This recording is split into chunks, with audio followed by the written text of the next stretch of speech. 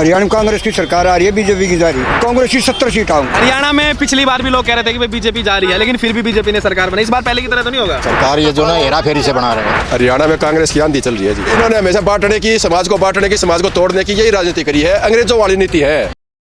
दोस्तों नमस्कार, मेरा नाम अरुण और आप देख रहे हैं टाइम्स एक्सप्रेस। फिलहाल जो है मैं सोनीपत में हूँ। यहाँ जो आज राहुल गांधी की एक रैली हुई है और उसके बाद यहाँ पर जो लोग हैं उनसे बातचीत कर लेते हैं। क्या नाम हुआ आपका?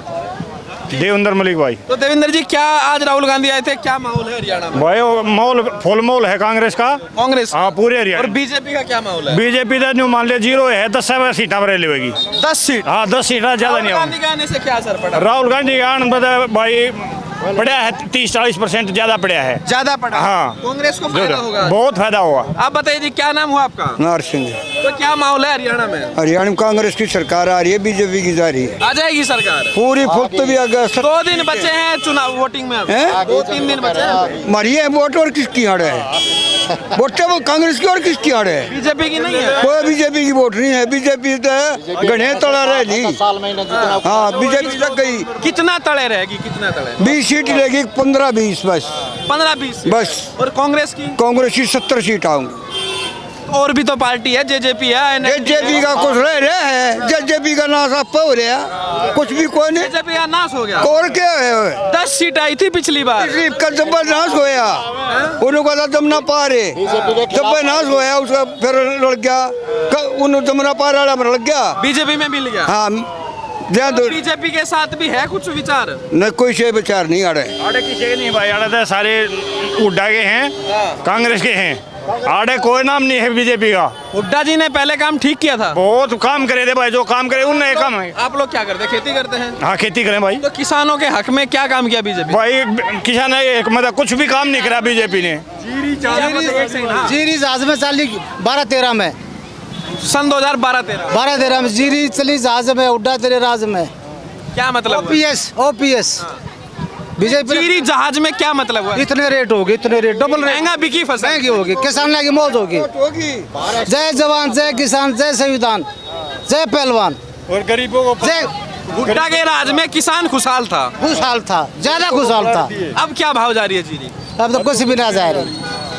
अब तो मंडी में जा रही होगी। अब तो रेट भी पूरा नहीं मिलता, खर्चा ज्यादा है। रोड टोटा 500 रुपये क्विंटल का सरकार खरीद नहीं रही। 5000 का रेट होना चाहिए जीरी का आज के दिन। आज के टाइम में? हाँ, और हुड्डा के टाइम में क्या भाव था तब? उस टाइम पे 5000 से फालतू था। अगर उसका रेशो निकालो तो 10-12 साल पहले भी 5000 था। रेशो निकालो तो इन्फ्लेशन के हिसाब से वो अच्छा, इन्फ्लेशन के हिसाब। लेकिन उस टाइम क्या मिलता था आपको भाव? उस टाइम पे ये 1200-1300 था। आप बताइए जी, क्या माहौल है हरियाणा में? अग्निवीर से क्या दिक्कत है? क्या बना दिया सेना का? सेना मजबूत नहीं हुई? मजबूत कैसे कर दी?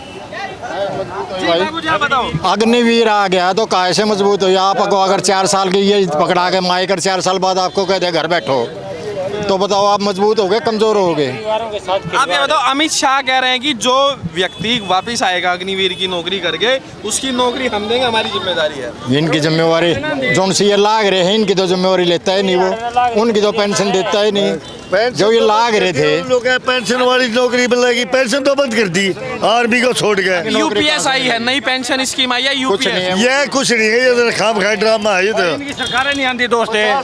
खाद का कट्टा आता था 50 किलो का, 40 का रख दिया, रेट बता दिए, 10 किलो काट दिया।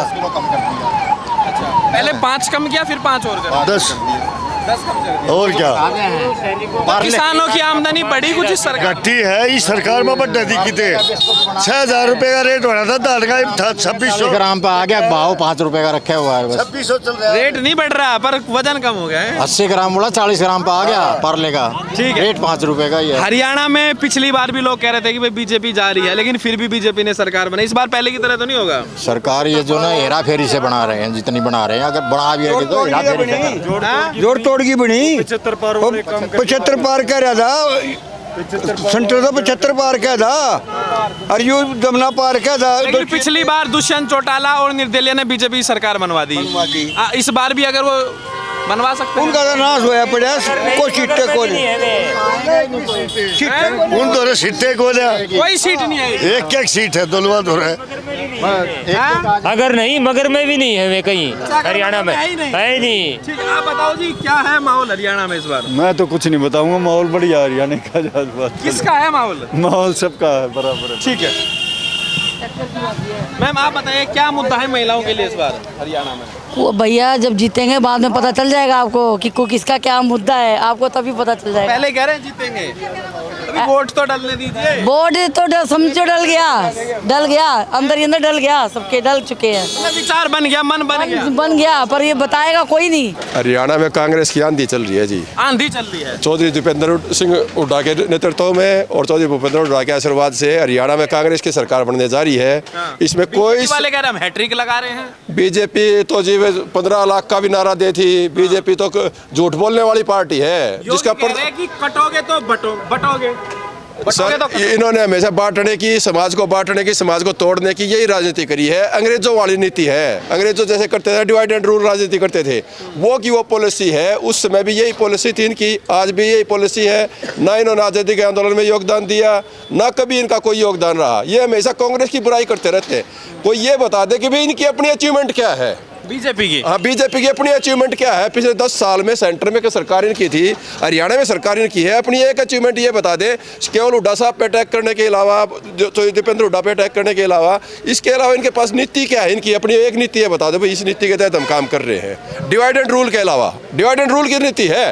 हर जगह हिंदू मुसलमान करते हैं, या हिंदू मुसलमान नहीं था, यहाँ और नारा दे दिया, कुछ और समाज को बांटने का काम करते हैं, जाति के नाम पर, धर्म के नाम पर। यह बता दो जहाँ इस्लामिक देश है वहाँ क्या हिंदू नहीं है? वहाँ हमारे ही बच्चे जाकर के आज मजबूर हो गए हैं बेरोजगारी के कारण कि हमारे बच्चे उन्हीं विदेशों में जाकर के नौकरी कर रहे हैं जिनका ये नाम ले रहे हैं कि वो हमारे साथ अन्याय करते हैं। आप जो कह रहे हैं कि हमारे यहाँ के जो युवा है वो विदेश जा रहे हैं, ये मुद्दा हरियाणा चुनाव में खूब गूंजा कि भाई कुछ लोग डंकी के जरिए जा रहे हैं, कुछ लोग वीजा लेकर जा रहे हैं, कुछ पढ़ाई के नाम पे जा रहे हैं, 50-50 लाख रुपए, 1 करोड़ रुपए लोग। आप सरकारी रिकॉर्ड आंकड़े उठा के देख लो, पुलिस के आंकड़े कि कितनी FIR दर्ज हुई है इस बारे में, जिसमें वीजा लवाने के नाम पर ठगी हुई है। हरियाणा में पिछले 3 साल के अंदर इतनी FIR दर्ज हुई जितने पिछले 10 साल में नहीं हुई, पिछले 50 साल में FIR नहीं हुई इतनी FIR ठगी के। हमारे यहाँ से 3 तो मेरे मामा के लड़के जा लिए जी पिछले 6 महीने के अंदर, सिर्फ बेरोजगारी के कारण की बेरोजगारी है। भाई कमाना खाना तो है ही, खेती हमें तो खेती करनी आती है, व्यापार करना आता नहीं हमें तो खेती यहाँ खेती रही नहीं, जमीन है नहीं, जमीन बट गई, जमीन खत्म हो गई हमारी। किसी के पास 2 किले, किसी के पास 1 एकड़ है, किसी के पास 3 एकड़ है, 10 एकड़ से बड़ा जमींदार नहीं है। आप किसी गांव में देख लो। यहाँ पे आपके यहाँ जो स्थिति है, तो क्या हुड्डा जी के टाइम पे ऐसी स्थिति नहीं थी कि लोगों को देश छोड़ के बाहर जाना पड़े? बिल्कुल भी नहीं, हरियाणा के लोगों को बाहर जाना पड़े? बिल्कुल भी नहीं थी। हरियाणा से, पंजाब से लड़के जाते थे। हरियाणा के बच्चे इतना पलायन कभी नहीं हुआ जितने पिछले 2 साल में, 3 साल में हरियाणा के अंदर पलायन हुआ है बेरोजगारी में। 34.1% आंकड़ा है पूरे इंडिया के अंदर। इतना आंकड़ा बेरोजगारी का हरियाणा में कभी नहीं रहा। इससे बड़ा आंकड़ा हरियाणा में कभी नहीं हुआ। 34.1% बेरोजगारी दर। डी ग्रुप के फार्म भरवाए थे जी, 14,000 पोस्ट थी, 14 लाख फार्म आए थे, 14 लाख है। और जिसमें M.Tech करे और बच्चे, MBA करे और बच्चे, IIT पास बच्चे, जिसकी क्वालिफिकेशन ITI थी, MSc करे और बच्चे, वो बच्चे आज के दिन चपरासी की नौकरी कर रहे हैं, वो बच्चे झाड़ू वाला की नौकरी कर रहे हैं। वेल एजुकेटेड बच्चे चाहिए। ये बेरोजगारी का खराब हुई बीजेपी की वजह से, बीजेपी के कारण हुई जी। आप अब ये खुद कह रहे हैं, आप इनका नारा देख लो, ये कह रहे हैं हम 2 लाख नौकरी देंगे। 10 साल इनकी सरकार थी, जब क्यों ना दिया आपने 2 लाख? जी कह रहे हैं 2 लाख देंगे, दे देंगे। उड़ा साहब देंगे, उड़ा साहब ने पहले भी दी हैं। पिछले आप 10 साल के आंकड़े देखा, 2005 से लेकर 2014 साहब के उड़ा साहब के आंकड़े उठा के देख लो, 2.25 लाख नौकरी दी है उड़ा साहब ने। और अब इन्होंने कितनी नौकरी दी है वो आप आंकड़े उठा कर देख लो। और उड़ा साहब तो अब कह रहे हैं कि आने वाले टाइम में देंगे। ये अब फिर यही कह रहे हैं कि 2 लाख हमारे पास पोस्ट खाली है, हम वो भरेंगे। भाई 10 साल था रास्ता, जब क्यों ना भरी तुमने पोस्ट? बीजेपी में भरोसा नहीं रहा, बिल्कुल भी भरोसा नहीं है जी। क्या है जी, क्या सोचा? तो प्रचार खत्म होने जा रहा है। जुमला पार्टी बीजेपी जुमला पार्टी जाओगे नहीं बीजेपी के साथ? बिल्कुल नहीं। एक बात बताओ, 15 लाख का जुमला दिया, उसका अमित शाह कह रहे हैं ये तो हमारा जुमला था। जो माननीय गृह मंत्री जी हमारे हैं वे कह रहे जुमला था हमारा। ये 2 लाख बच्चों की नौकरी की न कही। भाई 10 साल आप क्या कर रहे थे? ये बच्चे घूम रहे थे हरियाणा के, आपने क्यों नहीं भरी? 10 साल बहुत होता है पीरियड। 2 बार हरियाणा ने मौका दिया उनको सरकार बनाने का, चलाने का, लोगों का काम करने का, क्यों नहीं करे काम? आप खेती करते हैं, क्या करते हैं? मैं खेती करता तो हूँ। किसानों को फायदा हुआ है सरकार में? कोई फायदा नहीं हुआ। लेकिन ये बताइए, क्योंकि फायदा बताओ ये हुआ हमें किसानों को तो दुष्यंत चौटाला 13 महीना वहाँ बैठाए रखे बॉर्डर पे। हमारा कानून दुष्यंत चौटाला डिप्टी सीएम रहे, वो कह रहे हैं कि भाई हमने जो है किसानों के लिए सुनिश्चित किया कि उनको जो है मंडी में टाइम पे पेमेंट हो, भाव अच्छा मिले, वो सब हुआ। भाई साहब आप मंडी में जाओ, किसान से पूछो, मंडी यही नज़दीक है, मंडी में पूछ कर किस टाइम पर पेमेंट हुई है। भाई साहब ये 15 दिन का नाम लेकर 1.5 महीने में पेमेंट आई गेहूँ की। अब धान की खरीद नहीं हो रही। नाराजगी है दुष्यंत तो बिल्कुल नाराजगी है, दुष्यंत को मतलब नहीं है। दुष्यंत ने हमारे वोट बेचे हैं, जो हमने वोट दिए थे दुष्यंत को, दुष्यंत ने अपने फायदे के लिए बेच दिए बीजेपी को, खुद भी बिक गया और उन लोगों का भरोसा तोड़ दिया जिन्होंने 10 सीट में उसकी सीट नहीं थी सर, 10 सीट उसने बीजेपी के खिलाफ सीट दी थी जनता ने, 10 सीट जनता ने बीजेपी के खिलाफ वोट दी और बीजेपी को में जाके बैठ गया केवल अपने फायदे के लिए। आज उसकी माँ भी माफी मांग रही है, आज उसका भाई भी माफी मांग रहा है, आज वो खुद भी माफी मांगता घूम रहा है, उसका पिताजी भी माफी मांग रहा है। अगर उन्होंने कुछ गलत नहीं किया तो किस बात की माफी मांग रहे हैं? अब नहीं जाएंगे बीजेपी में, इस बार भरोसा क्या भरोसा है, किस बात का भरोसा? जब कि उसने नहीं कही मैं बीजेपी के साथ जाऊंगा, तब तो लोगों ने इसी बात पे वोट दी थी ना। वो कहता यमुना पार है, वो कहता जमुना पार है, बीजेपी कहती 75 पार, वो कहता जमुना पार। बन गए पक्के यार, जैसे हुड्डा साहब दीपेंद्र हुड्डा जी हर बार कहते हैं बन गए पक्के बार, और अभी भी ये समझौता तोड़ रखे अंदरूनी, अभी भी वो समझौता है उनका, अभी वो समझौता टूटा नहीं है। अब तो उस समझौते में उसका चाचा भी शामिल हो गया जी, उसके साथ गोपाल कांडा भी शामिल हो गया। गोपाल कांडा ने खुद स्टेटमेंट दिया भाई हम तो सबको लेकर के बीजेपी के साथ जाएंगे अगर यदि हमारी सरकार बनती है तो। अच्छा, तो आप ये कह रहे हैं गोपाल कांडा का जो है आईएनएलडी से भी गठबंधन है और बीजेपी से भी गठबंधन है, दुष्यंत का भी गठबंधन है अंदर खान ने। चौधरी दीपेंद्र हुड्डा ने 6 महीने पहले बता दिया था, साल भर पहले बता दिया था कि भाई अभी इनका समझौता होगा, एमपी इलेक्शन में समझौता तोड़ के समझौता करेंगे, समझौता तोड़ेंगे लेकिन अंदर खाने समझौता रहेगा कि भाई वोट काटनी है हमने। कितनी सीटें लग रहा है कांग्रेस लेकर आप? कांग्रेस सीट 55 से 60 सीट से ऊपर लेगी जी। जी कितनी सीटों का अनुमान? 60 प्लस।